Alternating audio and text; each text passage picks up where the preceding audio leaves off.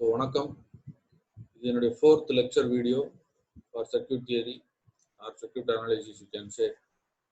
இது வரைக்கும் முன்னாடி பார்த்ததெல்லாம் RL உடைய transient decay response அப்புறம் RC உடைய transient response பார்த்தோம். இதோட தொடர்ச்சியா RC உடைய decaying transient உடைய response எப்படி இருக்குன்னு பார்ப்போம். இப்போ சர்க்யூட்டை பார்த்தீங்க அப்படின்னா you will have two positions of switch, position 1 and position 2. இப்போ switch S closed at 1, the V voltage source வந்து it will be connected to RC series combination. இப்போ இந்த 1ல இருந்து 2 அது சேஞ்ச் ஓவர் ஆகும்போது this voltage source will be eliminated and based on the energy stored in the capacitor in the previous mode, the circuit tries to behave. அதுதான் decaying அப்படின்னு சொல்றோம் அதோட response. அப்போ இதோட assumptions என்ன அப்படின்னு பார்த்தீங்க அப்படின்னா the switch is in position 1 for a sufficient time. What is sufficient time means? Already we have come across such things. What is sufficient time? Sufficient time is to establish the steady state condition. Okay, so that you reach the steady state condition. So what is steady state condition? Steady state condition is you will have some charge Q0. You will have a Q0 value there. Or you can see the voltage across the capacitor V0 initial charge will be Q0 by C. That is how we say. So first switch 1 வந்து switch position 1ல இருக்கும்போது sufficient time எடுத்துக்குது steady state condition reach பண்ணுது current voltage அங்க energy store பண்றது. அதுக்கப்புறம் என்ன செய்றோம், the switch is move to position 2. இந்த 1ல இருந்து position 2க்கு switch move ஆகுது. Switch move ஆகும்போது how the circuit is going to behave. So under the steady state condition in case 1, அதாவது position 1ல under steady state condition capacitor would be fully charged. அதான் steady state condition சொல்றது, ஃபுல்லா charge ஆகிற வரைக்கும். அப்போ நம்ம formula ஏற்கனவே சொன்ன மாதிரி V0 is equal to Q0 by C. அதுல இருந்து எப்படி எழுதலாம், Q0 is equal to V0 into C எழுதலாம். This is similar to this. This is that. So from the circuit I can write using KVL. What I can write, the position 2க்கு வந்துருச்சு, இப்போ 1ல இருந்து 2க்கு வந்துருச்சு. அப்போ this circuit, this part will be eliminated. அப்போ voltage இருக்காது. So 0 is equal to the voltage across, இது என்ன அப்படின்னு பார்த்தீங்கன்னா the applied voltage is 0, which is equal to this is voltage across the resistor, this is voltage across the capacitor, and this is the initial condition, அதாவது mode 1ல இருக்கக்கூடியது, that is V0. Position 1ல இருக்கும்போது எவ்வளவு voltage store பண்ணுச்சு அப்படிங்கிறதா. So taking Laplace transform, இந்த ஈக்குவேஷனுக்கு Laplace எடுத்தோம்னா 0 will become 0, R constant அப்படியே வந்துடும். I of t becomes as I of s, 1 by c as it is. This integral dt will be 1 by s. This I of t is going to be I of s, and this is a constant value again, so you will have v by s. When the v by s இந்த பக்கம் கொண்டு வரலாம், minus v by s ஆயிடும். I of s common எடுத்துடலாம். அப்ப r plus 1 by s வந்துரும். இப்போ இதுக்கு LCM எடுத்தோம் அப்படின்னா என்ன கிடைக்கும், s into rc plus 1 divided by sc, which is into I of s, which is equal to minus v by s. இப்போ இந்த I of s இந்த பக்கம் வச்சிடலாம், மிச்சதெல்லாம் இந்த பக்கம் கொண்டு வரலாம். So you will have this minus v by s அப்படியே இருக்கும். இது அதோட ரெசிப்ரோக்கல் இந்த பக்கம் வரும். அப்போ sc divided by s into rc divided plus 1. நமக்கு டைம் கான்ஸ்டன்ட் ஃபார்ம்ல இருக்கக்கூடாது. அப்போ ஆர்சியை வெளியில எடுத்துடலாம். அப்போ ஆட்டோமேட்டிக்கா அந்த எஸ் கேன்சல் ஆயிடும், இந்த சிசி கேன்சல் ஆயிடும். நமக்கு கிடைக்கிறது minus V by R 1 by s plus 1 by rc. Again this is a 1 by s plus a form. Is that right? 1 by s plus a form. 1 by s plus a form. இது Laplace inverse எடுத்தோம்னா you will get e power minus at. இது ஒவ்வொரு லெக்சர்லயும் நம்ம பார்த்துட்டு தான் வரும். அப்போ இது ஏக்கு பதிலா என்ன இருக்கு, you will have 1 by rc. So you will have e power minus 1 by rc, that is t by rc. So minus v by r e power minus t by rc is the expression for current if the switch is moved to position 2 from position 1.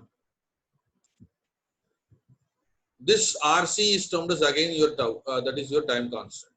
Now if you put t is equal to 0, t க்கு பதிலா 0 போறீங்க இந்த ஈக்குவேஷன்ல, அப்ப என்ன இருக்கும், இந்த இடத்துல 0 வரும். e power 0 is what? E power 0 is 1. E power 0 is equal to 1.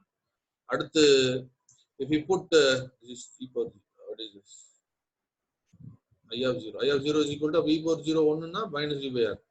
If you put t is equal to tau cancel ஆயிடும், e power minus 1, that is equal to minus 0.368 v by r. That is what?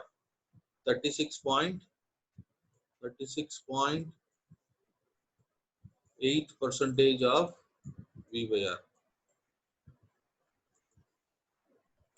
and that too in the negative side. When you put t is equal to infinity, minus infinity, and e power minus infinity is equal to 0, so automatically the current value tends to become 0 at infinity. So if you draw a curve, you can see at 0 it is going to be minus v by r. When tau it reaches minus 0.368 v by r, that is the 36.8% of the initial value. Upon time t tends to infinity, it moves towards 0. It is tending to become 0, and that is what is available. Now we will move towards a problem. It's a resistor is connected across the terminals of 20 microfarad capacitor. You have a resistor value, you have a capacitor value, both are connected in series, which has been previously charged. அப்ப இது வந்து position 2 ல உள்ள part மட்டும் அவங்க கொடுத்திருக்காங்க. position 1 ல உள்ள பார்ட் சொல்லல.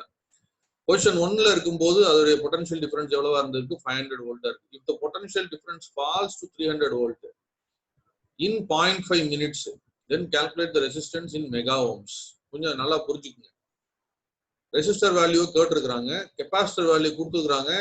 இனிஷியலா 500 வோல்ட் சப்ளை பண்ணி இந்த கெபாசிட்டர் 20 மைக்ரோஃபாரட் சார்ஜ் பண்ணியிருக்காங்க. அதுக்கப்புறம் இந்த பொட்டன்ஷியல் டிஃபரன்ஸ் கொஞ்சம் கொஞ்சமா 300 வோல்ட்டுக்கு டிராப் ஆகுது 0.5 மினிட்ஸ்ல. அப்போ ரெசிஸ்டன்ஸோட வேல்யூ என்ன, மெகா ஓம்ஸ்ல சொல்லுங்க அப்படின்னு சொல்லி ப்ராப்ளம் கொடுத்துருக்காங்க. இதுவும் கிட்டத்தட்ட டிஸ்சார்ஜிங் டைப் தான். ஏன்னா 500 வோல்ட்ல சப்ளை பண்ணது இப்போ 300 வோல்ட்டுக்கு குறைஞ்சிருக்கு, அப்போ டிஸ்சார்ஜ் ஆயிருக்கு. Okay, so this is a discharging of capacitor type problem.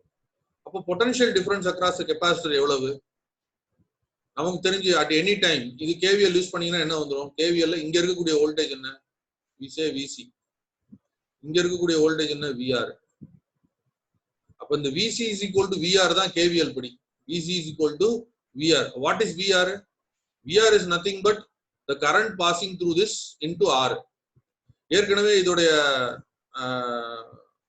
voltage across the resistor நம்ம இங்க கால்குலேட் பண்ணல. But what is the current ன்னு பாத்துறோம். Current is going to be v by r into e power minus t by rc. அப்ப இதோட ஒரு r multiply பண்ணா r cancel ஆயிடும். so you will have this equation, vc is equal to v into e power minus t by rc. v is equal to e power minus t by rc. இப்போ given data பாப்போம். vc எவ்வளவு கொடுத்திருக்கான்? 300 volt. ஏன்னா அப்பதான் charge 300 வோல்ட்டா குறைஞ்சிருக்குன்னு சொல்றாங்க. ஏற்கனவே voltage எவ்வளவு வந்திருக்கு? 500 volt. That is v is equal to 500 volt. Time t எவ்வளவு சொல்லிருக்கான்? 0.5 மினிட்ஸ்ல குறைஞ்சிருக்குன்றான். ஒரு மினிட்டுக்கு எவ்வளவு செகண்ட்ஸ்? 60 செகண்ட்ஸ். அப்ப 0.5 மினிட்ஸ்னா 30 செகண்ட்ஸ். கெபாசிட்டரோட வேல்யூ எவ்வளவு? 20 microfarad. That is 20 into 10 power minus 6 farads. So everything is given data. All are in given data. Okay, substitute பண்றோம். இதுல vc is equal to v into e power minus t by rc. அப்ப 300 is equal to 500 into e power minus t divided by r into 20 into 10 power minus 6.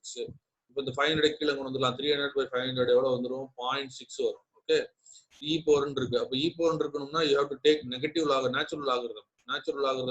natural logarithm எடுத்தோம் அப்படின்னா, if you take natural logarithm, okay, இந்த இது எப்படி ஆயிடும்? இது ரெண்டு சைடும் நேச்சுரல் லாகரிதம் எடுங்க. ln base e, இது again ln base e, இது கான்ஸ்டன்ட் டேர்ம். இப்போ ln base e னா என்ன ஆயிடும்? இது டிபிக்கலா வாட் இஸ் தட், பவர்ல இருக்கக்கூடியது முன்னாடி வந்துரும்.